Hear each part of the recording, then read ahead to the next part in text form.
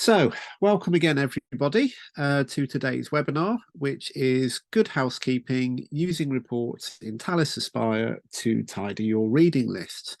For those of you that don't know me, my name is David Renfrey, and I am Senior Customer Success Consultant here at Technology for Sage, supporting Talis Aspire.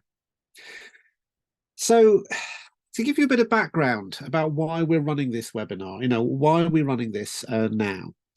We run several recurring webinars throughout the year in support of Talis Aspire, so around topics like rollover and what have you.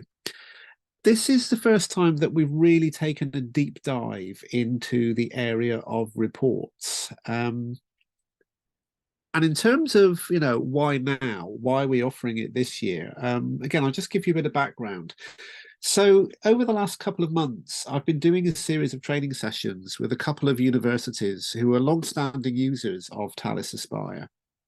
And those sessions have included sessions on reports, where we've spent quite a lot of time sort of digging quite deep into the data that they've built up over time and just sort of, trying to understand and get a handle on what we can get out of there. And as a result of those training sessions, both of the universities that I was speaking to actually went away with several action points as a result of what we'd uncovered during the training. So they'd established that there were parts of their tenancy that they wanted to tidy. There were bits of data in there that they thought were surplus, could be got rid of, or perhaps they needed to go and chase someone to get some additional information. So yeah, they've gone away with like some action points to follow through on as a result of the training. And it sort of occurred to me that, well, if that's happening with two universities that have been using Talis Aspire quite successfully for a number of years, then it probably applies to a number of other universities that are out there as well.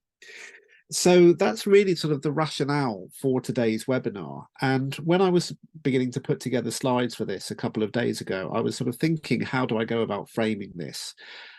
And I decided that what we're really trying to do today, and my apologies to any non-UK people that are attending today, to me, this feels a bit like the end of Gardener's World, if anybody watches Gardener's World every week, where towards the end of every episode, there's a couple of minutes where they tell you that here's a few little jobs you can do around your garden before next week to keep things nice and shipshape and tidy. And if that doesn't sound too whimsical, I think that's what we're kind of doing today. That's the lens we're approaching this from. Here's a few little things you can do ahead of the next academic year to make sure that Talis Aspire is where you want it to be, and to make your life easier through the next 12 months or so. So hopefully that makes sense to everyone. Here is the agenda of what we're going to cover. And it is a relatively short slide deck today because most of this will actually be me demoing from one of our Talis Aspire setups. So to be clear, this is not intended to be a comprehensive dive into every last feature and filter of the reports that we offer. And those of you who've sat through one of my reporting training sessions will know that if it was, we would never finish this inside of an hour. So rather, these are tasks you specifically might want to complete ahead of the new academic year, especially now that most of you have actually done your rollover.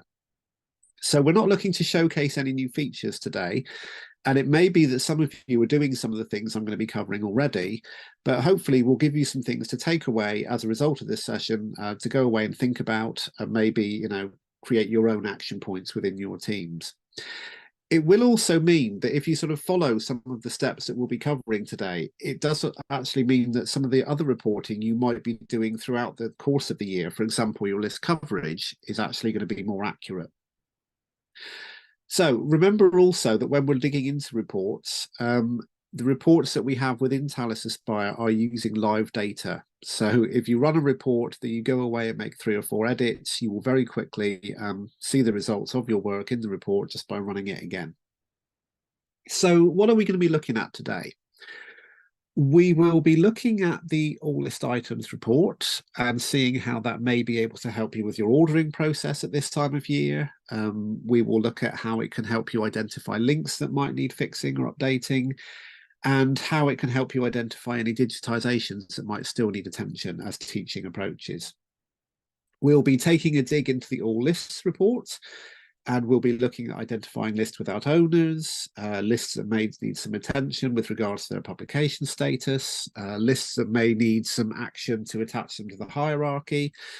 We'll be touching on reviews briefly when we're looking at that report. We'll be looking at list privacy. We'll be looking at identifying empty lists, and we'll be looking at identifying lists where there might be an issue with a rollover copy. I haven't actually included the all reviews report in this agenda, and that's not to say it isn't a useful report. I just don't think that it really fits, like the sort of the lens, as I said, that I was really trying to look at these through today.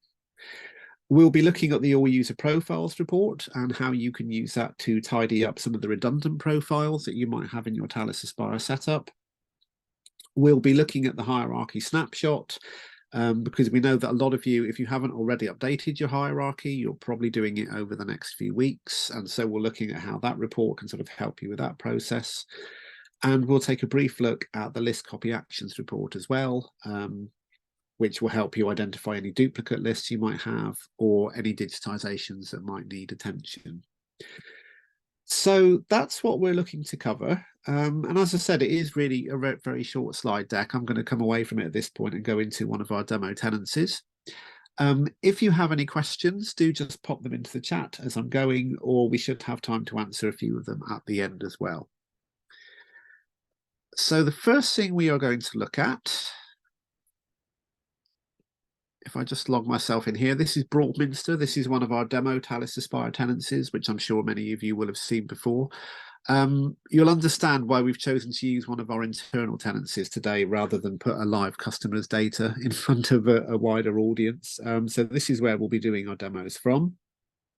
And so the first report I wanted to look at, as mentioned on that agenda slide, was the all list items report.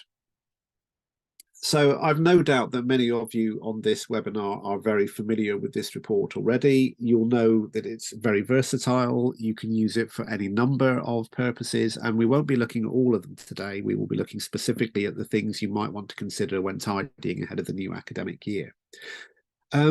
Crucial thing to remind you of in terms of the all list items report is that the clue is in the name. It is list items. It is only items that appear on reading lists and not necessarily bookmarks which people have saved but never actually added to a list. And the reason I sort of mentioned that will become clear in a few minutes' time. So there are different ways you could use the all list items report at this time of year to make your life a little bit easier. We know that obviously at this time of year, there's an awful lot of list editing activity going on. Generally, there's a lot towards in July, when before people disappear on holiday. There's a fair bit happening this time of year, but usually more with the library staff. And then you'll probably see another spike in September when your academics come back. But what you can do with the all list items report is that we know that not all of you use the reviews area, or if you do, you still like to supplement it with information from here as well. And so you can use this as a way of, if you're getting hundreds and hundreds of lists through, or even dozens and dozens if you're a small team, and you're finding it quite difficult to get through all of the reviews at this time of year, then there are some options in the all list items report which are actually going to help you. So one way that we know that some universities use this is that they will take a regular sort of dump of data directly from this report and use that as the basis of their ordering rather than go through reviews and work through on a list by list basis. So a way that you might go about doing that is you could do something like, okay, well, right now I'm interested in seeing books that I need to order for next year. So you can select your item type. So let's say we want to look at books.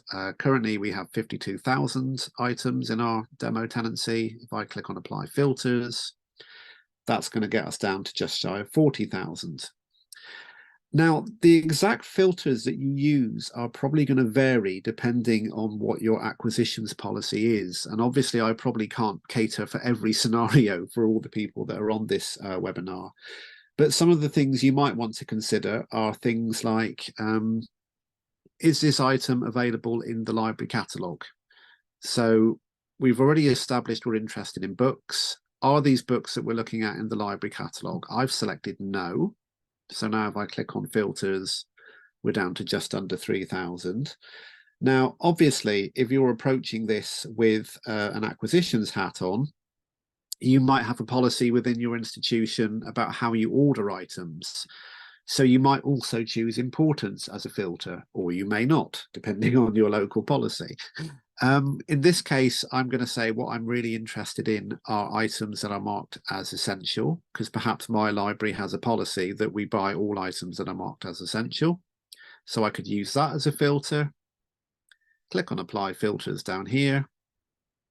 We're now down to just shy of 1,000. But again, if I'm putting my acquisitions hat on and thinking, well, what do I really need to focus on? I'm probably interested in things that appear on reading lists for the current year. So you'll know that we have additional filters down here. One of those is a time period filter. So what I'm probably interested in are lists that appear in the upcoming academic year, 23-24. So I'm going to select that one. Click on Apply Filters. Now we're down to 27. And at this point, you would probably go about exporting that report and saying, okay, well, if we're using this for acquisitions, here are the items that we think we really need to concentrate on ordering ahead of the next year. Because we have a resource type book, we have in library catalogue no, we have them marked as essential, and they are for the current academic year. There's a very good question in the chat here. Is in library catalogue equals no different to LCN equals empty? It's an excellent question, and the question is, they are the same thing. So this came up on the training session, one of the ones I mentioned a couple of months ago. So the library catalogue filter has been here since Talis Aspire was set up. The local control number filter was added at a later date, and effectively it has more flexibility. But the in-library catalogue filter is basically looking for a local control number. If we don't find a local control number, we assume that it's not in your library catalogue. If we find one, we assume that it is. So yeah, to answer your question, in library catalogue, no is exactly the same as selecting local control number is empty. Hopefully that answers your question. And because it's a busy time of year, this might be something that you're doing every week. So perhaps you're exporting a report from here on a weekly basis and saying to yourself, okay, what's coming this week? What do we need to send to our book suppliers this week to order? So we've already used a filter for resource type and availability and importance and a time period. We could even add a date range into here, and we could say, well, actually, some of these items might still be in draft lists at the moment, so maybe I don't need to order them yet until that list has been published. But what you could do is narrow it down still further and say, well, okay, show me things that have been published since the start of the month. And so it might be that you run this report on a weekly basis, and just changing the date in here to be a week later than last time you ran it. Click on Apply Filters, and you can see we're now down to 14. So if I scroll down, I can see what all of those results are. And you can see that one of my colleagues has clearly been busy building lists in here over the last couple of weeks. Obviously, at that point, if I want to, I can export the results into a CSV file, because you're probably not going to use what's on the bottom of the screen here as the basis for your ordering. So what you would likely do is you're going to export those results to a CSV file like we've got here. And then, as I'm sure you know, what you're going to end up with is a spreadsheet, something like this, with the details of the items that you filtered to. Importantly, if you're using this for ordering purposes, when you export the results, you're going to get an ISBN in there. So if you need to go away and order this title, you have the identifier you need to go and place an order for it quite quickly. So hopefully that made sense to everyone. So that's one way you could go about making your life a little bit easier this time of year, through using the all list items report. There are a couple of other things you could use this report for when you're thinking about tidying ahead of the new academic year. So if I just clear all my filters a moment. One of the other things, there's a comment here, we do this weekly all year. Brilliant. Glad to hear it. And send the listing item is on full review if it needs further investigation. Okay, that's really interesting to hear, Andrew. As I say, some universities look at this, some don't. Some go down the reviews route. It all depends which workflows work for you. But it's interesting to hear that that's being used, even more so than just this time of year. Yeah, there's a couple of other things you can do in here. And again, one of these is something that came up during the training session I was doing with the universities a couple of months ago. So a common thing that we see at this time of year is people tidying links for the next academic year, because something that you might have bookmarked 12 months ago and was absolutely fine, perhaps something has happened in the last 12 months to that domain, or you stop subscribing to a particular set of resources. And so what you're going to want to do is identify resources from a particular platform, excuse me, where you have links still pointing to them at list and you don't actually have access to them anymore. So those of you with long memories will remember a few years ago, we had a number of institutions who had thousands of links to Dawson era content. And when Dawson Books disappeared, all of those links needed updating.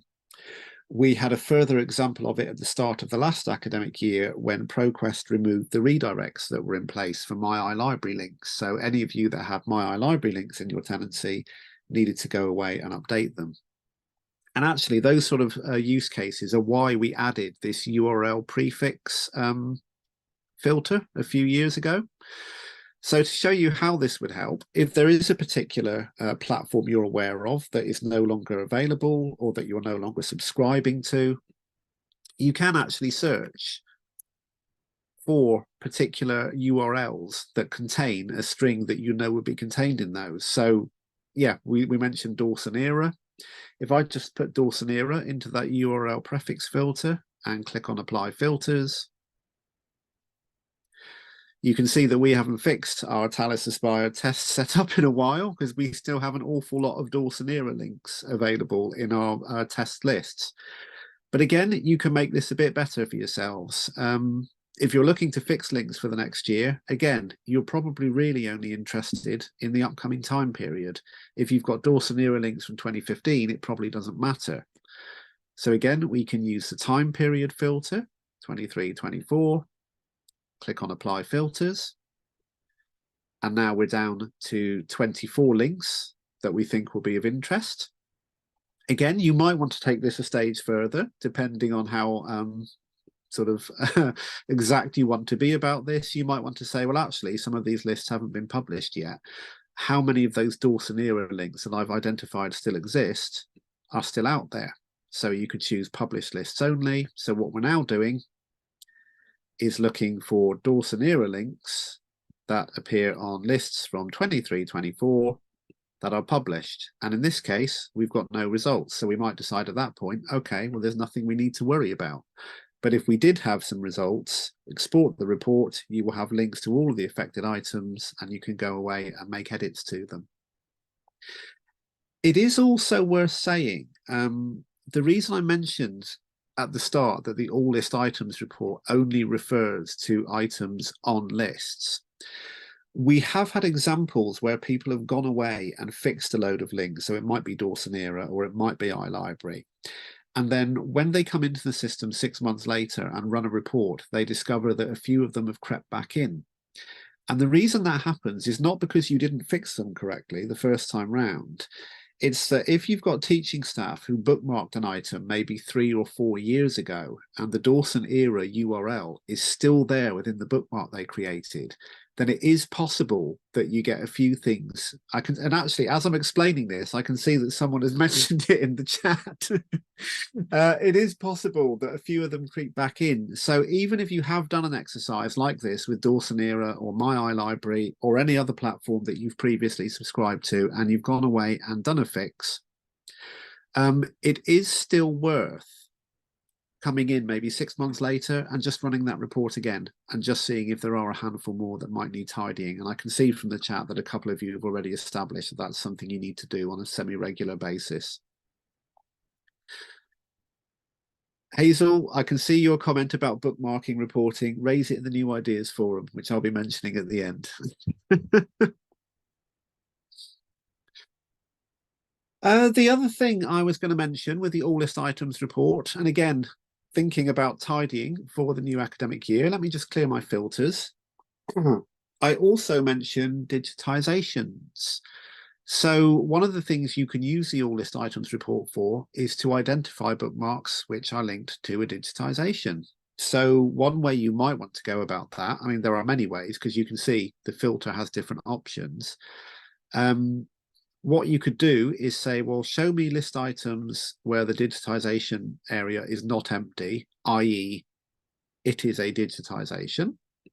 Click on apply filters. You can see that we have just shy of 1,800 digitized items or items linked to a digitization request within our Broadminster setup.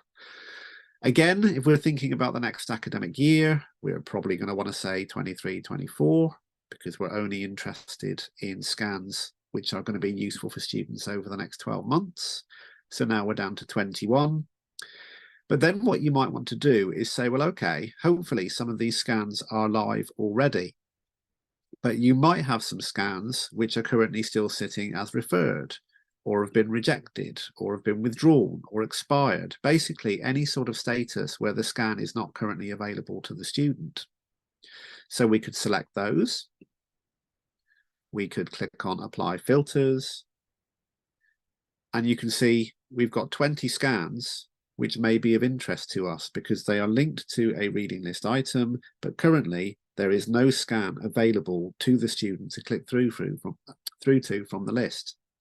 Again, you've got your results underneath, so you can see at a glance what these items are, but if you export them to CSV, you will then get a list of all of those scans as well as a link to each individual item.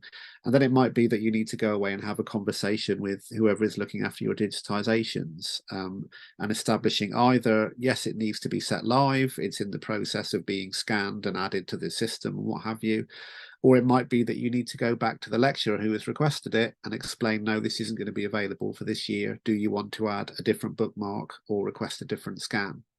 But again, it's all just sort of housekeeping. Here are items that may need action because currently they are not available to the students. So hopefully this is all making sense to everyone and giving you ideas for things you might want to do for the next academic year. I did want to move on to the all lists report because there's also a number of things that you could use this for when you're thinking about your next academic year. So let's just go to the all lists report. And again, when I was thinking about this webinar, there were several filters I identified here as being quite useful as things that you might want to consider when thinking about next year. So looking at all the different filters here, the list owner is a good one. Generally, we encourage institutions who are using Talis Aspire to attach a list owner to every reading list on the system. For those of you that don't know, having a list owner doesn't just make their name, the academic's name, available at the top of the list. It also means that the list is searchable. So if somebody comes to your Talis Aspire tenancy and searches for that lecturer's name, all of their lists will come up. So for that reason, we think it's a good idea to have a list owner wherever possible. So again, you've got options here. You could say, okay, well, of all of our lists that are currently out there, how many of them have an empty list owner? There is no one attached. And again, which of these relate to the current academic year? So on our Broadminster setup for Talis Aspire, we currently have 16 lists where there is no list owner. We've got our results underneath, which we could export. We can actually see who's created them. So in many cases, it might just be that the academic hasn't added themselves, but you might export this and use this as a basis for some of your library team to go away and chase up whoever is the module leader and get their name added as the list owner. You could also use the list owner to update it where people have left the organization. So some of you will remember my colleague Emma Dodd, who left Talis towards the end of last year. If you can imagine for a moment, she was teaching some modules in Broadminster University. I might want to identify all of the courses that she was responsible for. So I could say list owner Dodd 23-24, apply filters. There is a single list here, which is for the upcoming academic year, which has still got her name attached to it. So again, it would be a case of you reaching out to the relevant department, establishing who is teaching that course now, and making sure that they are listed as a list owner at the top of the list, so that when someone comes and searches for that lecturer's name, it's going to come up in the results. What else can we do? There are a lot of things that we identified when we started thinking about this webinar. There's a very useful filter over here, which relates to the hierarchy. So a common thing that we see, and again, this came up on the training that we did with the institutions we were working with. Often somebody sets up a reading list, they do all the right things, they put the title, they put in the content, they publish it, they forget to attach it to the hierarchy. So there is a filter here where you can say, show me all the lists where the hierarchy code is empty because it hasn't been attached. Again, show me all of those that relate to 23, 24. You can see that we have got 5 lists here, which are on our Broadminster setup and have not been attached to the hierarchy. So that's a problem for a couple of reasons. It means that if somebody comes in and searches for their module code, it's not going to come up. So I'm sure you all know of students who they can't remember the module number, but they know the module code is ABC123 or whatever. If they come in, if they search for the module code, even if there is a list that exists for it, it's not going to come up. It's also important for your LTI linking, because when you have an academic who is in Blackboard or Moodle or whatever you're using and they hit the LTI link, the conversation that takes place between your VLE and Talis Aspire goes via the hierarchy. So even if you have put the module code in the list title, the LTI is not going to find it. It is going to talk to the relevant node and then look for attached lists. So this is definitely something I would recommend that everybody goes away and looks at afterwards. Have a look for lists in your current time period where the hierarchy code is empty. I suspect you will find some. How many, I don't know. But I definitely think it's a good housekeeping exercise to go away and marry up those lists to whatever the relevant hierarchy node is within your setup. Because as I say, it will make them more discoverable. It will make the LTI work. Hazel has just put in the chat that I'm basically describing her to-do list for the next month. Okay, well, at least that reassures me that this is timely. There is a question also from Hazel. Could you do something clever with user profile reports and then list owner to, e.g., get a list of all your academics who haven't logged into Aspire for, say, 2 years, and then look for those people as list owners? So, Hazel, I was going to touch on the all user profiles report a little bit later. I'll confess I haven't taken it as far as what you suggested there in the chat. I strongly suspect that could be done with a VLOOKUP if you exported a all list report and an all user profile report. But that's kind of outside.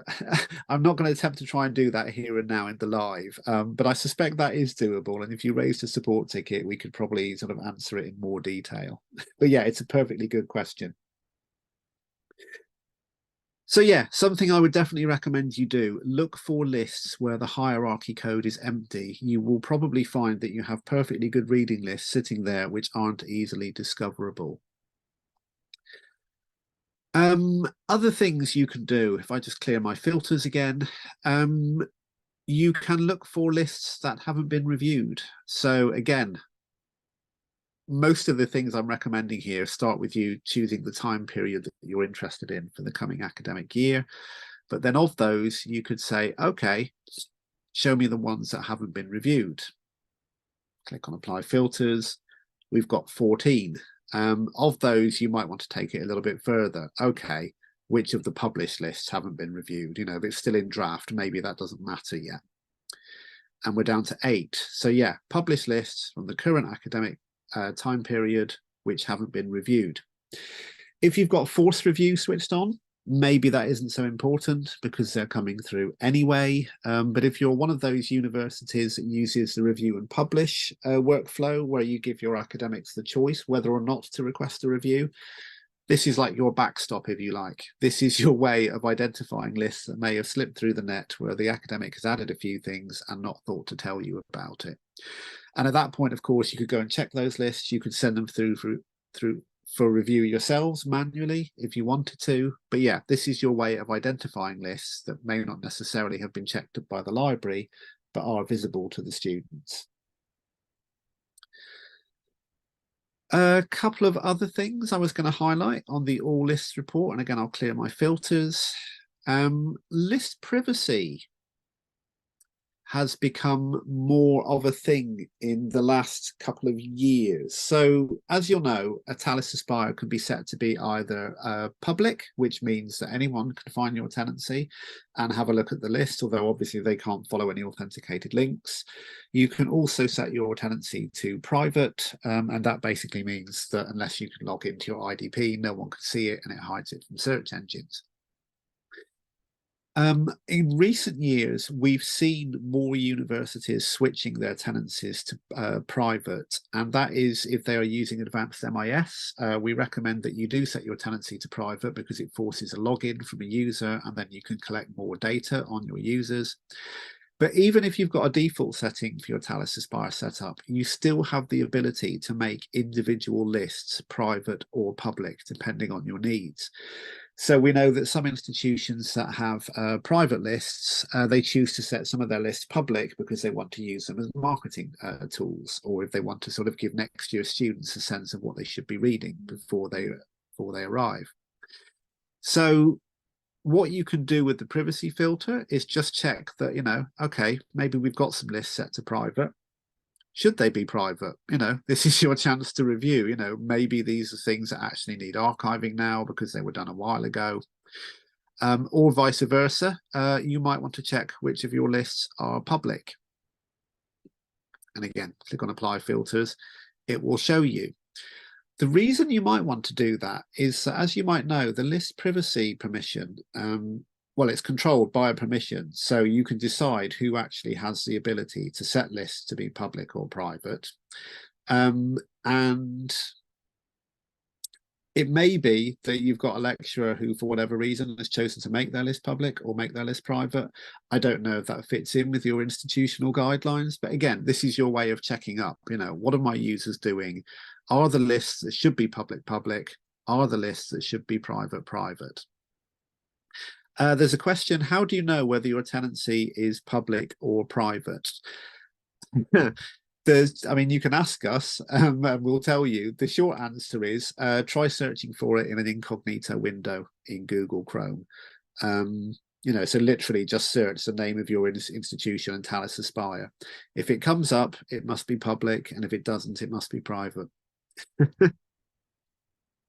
There's a question, is there still a limit on the number of lists that can be private? There's no limit, Sally. You can have as many public or private as you need it to be. You can have an institutional setting. So, you know, by default, lists are either public or private, and we can control that. And if you ask us to change it, we can make a change for you. But then within that, anyone that has the permission to change list privacy can do so. And you've also got, again, just thinking with our housekeeping hat on, you've also got your empty lists filter over here. So I'm sure we've all found it when we've been doing housekeeping on our Talis Aspire tenancy. You come across lists where somebody, perhaps they've attended a training session, they've set up a reading list, they've given it a title, and then they've gone away and they've never done anything with it. And yeah, this does happen fairly regularly, I'm afraid to say, when I look at different university setups. So one thing you might want to do, again, we're going to set our time period, 23, 24. We're going to use our empty list filter, show me empty lists only, click on Apply Filters. Brilliant. I've only got one. So at this stage, I can either go away and chase up the academic and encourage them to actually populate their list and do something with it, or I can clarify with them, do you still need this list? In which case I can archive it and remove it from the setup. So again, I'm just doing a bit of housekeeping because either I'm going to get that list populated as it should be, or if it's not available, I'm going to get it archived and it's not going to mess with my reporting figures when I come to do that later in the year. Question, can you see lists that are linked to the VLE? No, there is no easy way to do that within Talis Aspire itself. I'm just working out in my head whether that would be possible. Yeah, bah is your response. You can get a very good sense by using Google Analytics and looking at the source of where people come from. And we know from our stats that the majority of visitors come from a VLE. But the honest answer is there is no quick and easy way to look at a list and tell whether or not it's linked to the VLE, although it might be worth you having a chat with your VLE managers and actually seeing if they can give you stats. And Andrew has just basically made that point in the chat. Yeah, if you talk to your Blackboard or Moodle administrator, that might be something they can help you with. One other thing I was going to show you from the All Lists report. So as I said, most of you have done your rollovers by now. I know there are one or two institutions that haven't quite got there, but most of you have done it for the next year. When you do your rollover, any lists that were in draft at the point of rollover will not have been rolled over. The system will only roll over live lists. So, we generally encourage universities to publish any lists before they carry out their rollover. But, it's possible that one slips through the net. Or maybe you've got an academic who hasn't understood your rollover communications and has gone away and copied a list from last year and using it as the basis for this year. They haven't understood to update the time period either. So we often see this, where after the rollover happens, people start creating new lists in the old time period. So again, a little sort of idea for housekeeping is, we're going to use the time period, but this time we're going to set it to last year's. So these are the lists that we should have rolled over by now, 22, 23. And what we are going to look for is lists where the rollover copy is empty. So as I say, most of you have done your rollover by now, but if people are still doing activity on the old time period after you've carried out your rollover, this is a good way to identify them. So 22, 23, rollover copy is empty. And you would get a list of lists where they, despite the fact you've carried out your rollover, they're still not showing as a 23, 24 version. You probably wouldn't get as many as this because, again, this is test data that I'm working with. But at this point, you've got a list of lists that might need action. This list here, Milan demonstration, why hasn't that been rolled over? Has the academic put it into the wrong time period? Was it in draft at the point when I rolled over, so it didn't get picked up, but now they're working on it again? And so again, it's sort of a way of reaching out to the people who these lists belong to and saying, what did you mean here? Is this list needed? Do we need to change the time period for this year, or can we archive it? So again, just a sort of good bit of housekeeping going forward into the new academic year. Okay, there are some other reports to look at, but I don't think these will take so long, and I do think we will have some time for questions. So as I mentioned, I'm not going to look at all reviews today because I don't really think it fits into like the sort of spec that I've given myself for this webinar. We will look at the all user profiles. So again, this is something we've been asked about more and more in the last couple of years, particularly with people that have been with us for a long time. And so you're building up these sort of huge lists of user profiles within your system. It's probably worth, ahead of the new academic year, just taking some time to look at them and establishing who's got what permissions. So, for example, I might do something like show me all of the people that are currently marked as a system administrator. You probably won't have that many of those in your own setups.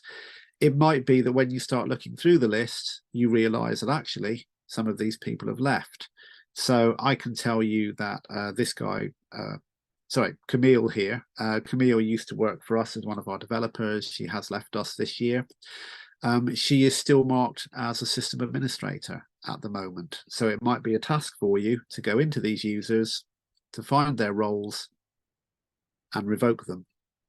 I mean, if they don't have any access to your IDP anymore, then they won't be able to come in here anyway. But if you're just trying to keep things neat, and ship shape, then, this is something you might want to consider doing. Something we're also getting increasingly asked about is removing users from Talis Aspire. So as you may know, at the moment, there isn't actually a remove user from Talis Aspire button within the system. We don't actually think it's completely essential at the moment because our sort of reading of GDPR is that unless anyone specifically asked to be removed, you're not breaking any law by keeping these profiles within the system. However, some universities have said to us that in line with their internal policies, they would like users to be removed from this all user profiles area. So, if you're a Talis Aspire customer of 10 years or more, you may have undergrads in here who left you years ago, and you want to remove them because you want to get a sense of how many active users you have. And again, this is going to feed into the accuracy of your reporting. So something we can do for you, if I just clear my filters here a moment, we do have the ability to anonymize profiles within Talis Aspire, but at the moment, this is something that you need to do through us. Longer term, you probably know we have this theme of self-service development, and maybe that's something we'll make available to you, but right now it needs to be done by us at Talis. So if you would like to anonymize people from your system, you would like to remove them, to sort of tidy up and get a better sense of who is actually using Talis Aspire, that is something we can do for you. How you would probably go about doing that is something like, show me all the users that haven't logged in, I don't know, within 3 years. I don't know what criteria you want to use. That's up to you. But if I say, okay, show me all the people that haven't logged in since the 1st of January 2020 and apply filters. It may be that you use other criteria. Again, how you want to do it is up to you. You might want to, I don't know, remove system administrators who haven't logged in. You might want to remove students because you don't want their records in your system anymore. But what you can do, you can set this list to be, the people that we would like to remove. Then, if you want them taken out of your system altogether, you need to raise a support ticket with us with the details of the people you want removed. We strongly recommend that when you do that, you use this report to generate who needs removing, and you export a CSV file and then send us that CSV file when you raise a ticket asking for them to be removed. The reason we do that, and I've got a downloaded version here somewhere, is that when you download an all user profile report, within it, there is this thing at the end that says Talis Global User ID. And anyone that's used Talis Aspire in the last 7 years or so will have one of these. The reason we want this attached when you raise a ticket with us is that it's the Talis Global User ID that we use to anonymize those users and make sure that they can no longer be identified. So yeah, if you're thinking about next year and removing some of your redundant user profiles, use the user profile report to identify them, using the filters up here, export the users you want into a CSV file, raise a ticket with us, and we can get them removed from your tenancy within 28 days. There's a question there, can you not remove those users? At the moment, there is no button that will allow you to do that, but it is something that I can tell you what the process is. You raise a ticket with us with the details of the users you want, and our consulting team run a script against it. I'm getting questions on this now. Sally, there is no charge for this, no. It's a free service. It's part of our obligations under GDPR. What happens if they come back after they've been anonymized? Do they get a new account created or does it reactivate? Andrew, they should just get a new account because that thing, the Talis Global User ID, or GUID as we call it, is unique to them. So the next time they log in, they will just be assigned a new one.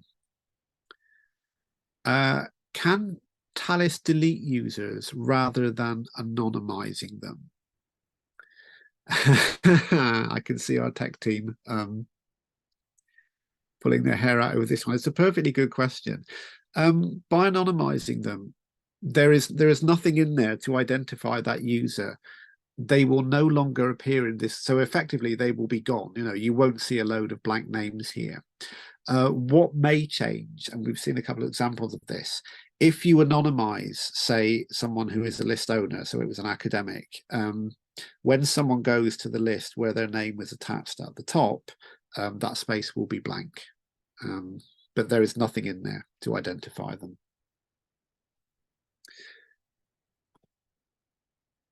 Okay, there were a couple more things to whiz through.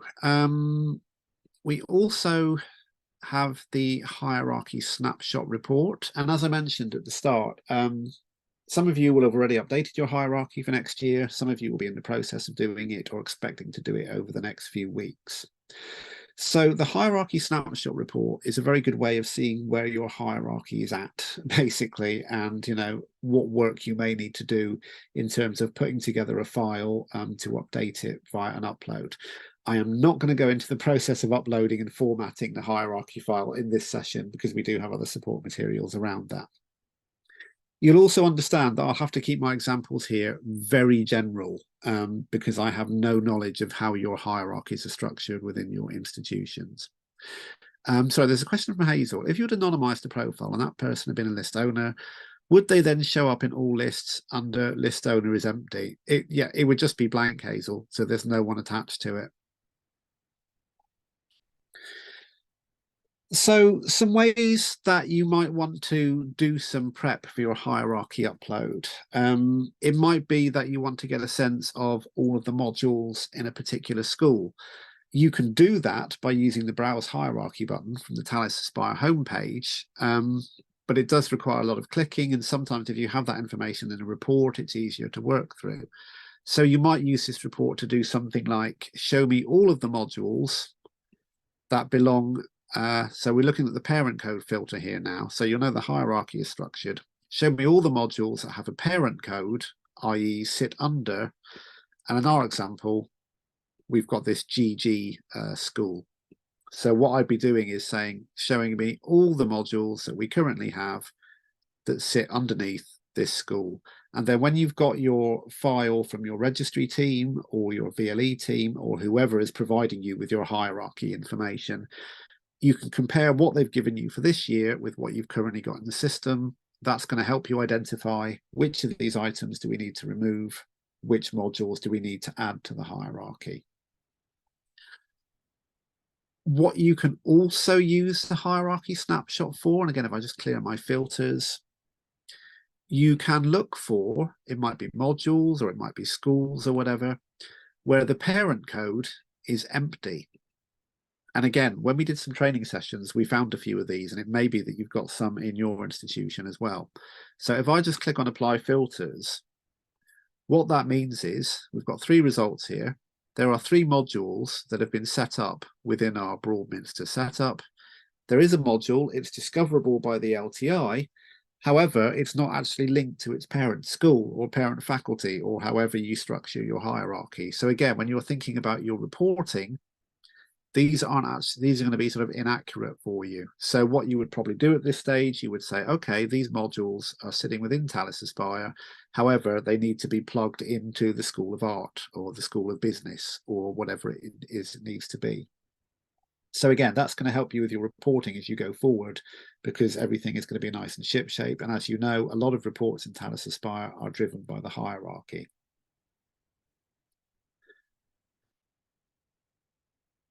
One that, again, I would strongly recommend that everybody has a look at after this session. You can look for modules, or maybe you're using units or whatever the lowest part of your hierarchy is, where there is no linked list. So we're choosing type module, linked list, no, click on apply filters. You can see we got 69 in this instance. What those are all the modules or units in your setup where there is no reading list attached, i.e. you are not providing anything to your students.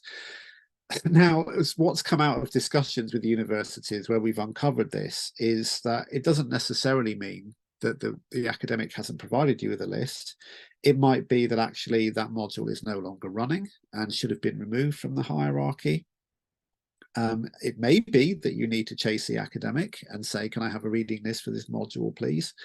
It may be that that particular module requires no reading lists. Certainly, I've heard that argument a couple of times when I've been speaking to universities.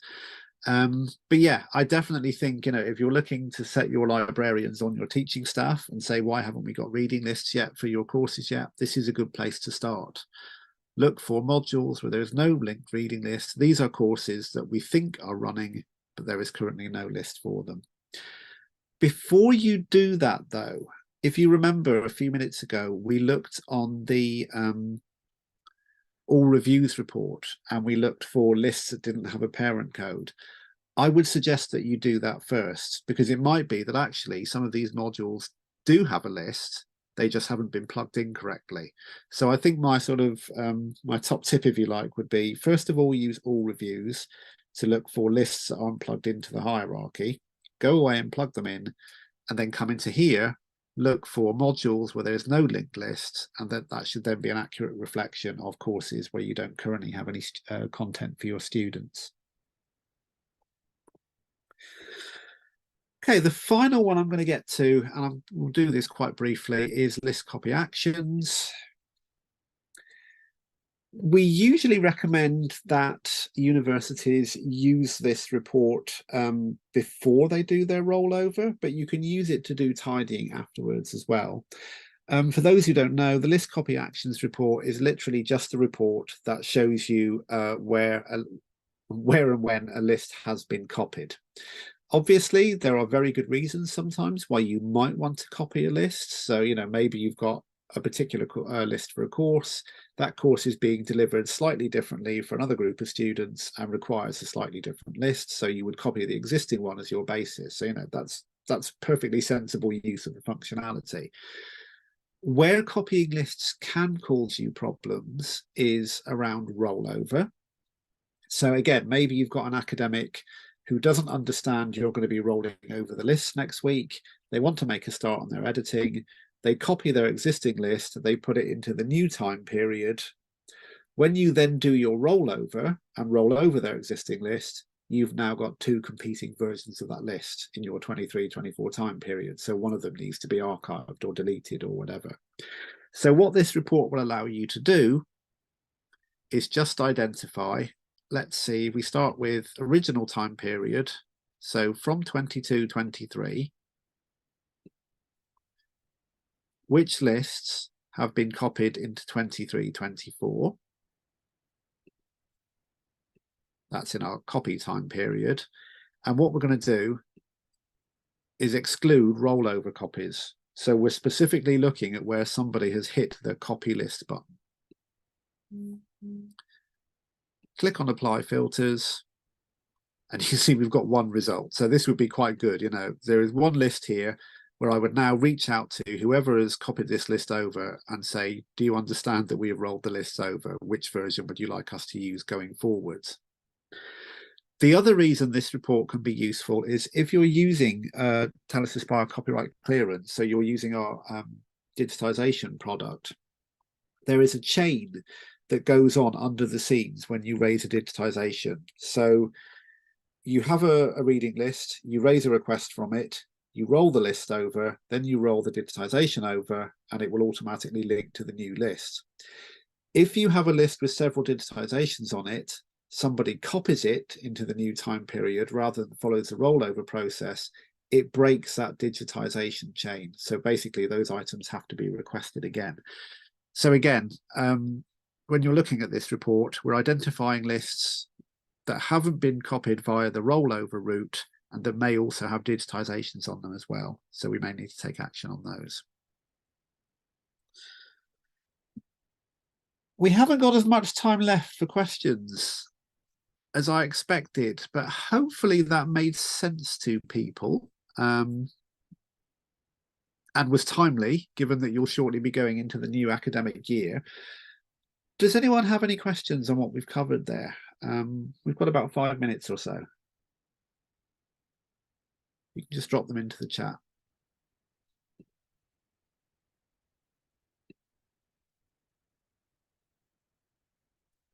Or while you're thinking, I've got a question for you. Is there anything that you've looked at as a result of today that you're going to go away and have a look at now that perhaps you hadn't planned on before?